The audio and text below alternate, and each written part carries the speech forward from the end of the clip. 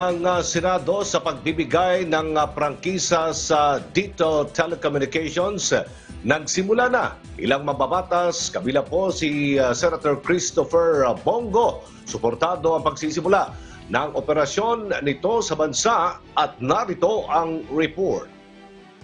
Umarangkada na ang pagdinig ng Committee on Public Services ng Senado para talakayin ang pagbibigay ng legislative franchise sa tinaguriang third telco sa bansa, ang Mindanao Islamic Telephone Company o Dito Telecommunications.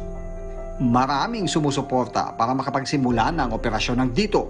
Isa na riyan si Senador Bongo. Gayunpaman, binigyang diin ni Go na ang pagkakaloob ng isang prangkisa sa Dito ay isang responsibilidad para makapaghatid ng mahusay na telco services sa bansa.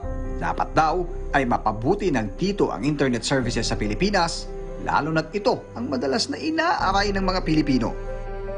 I, however, reiterate to the leadership of Dito to ensure that the grant of legislative franchise is not the end of its journey. Rather, it is only the beginning. Your franchise is not a right but a mere privilege, at malaki po ang tiwala namin dito sa Kongreso at ng lahat ng mga Pilipino na makakatulong kayo sa pag-unlad ng ating bayan.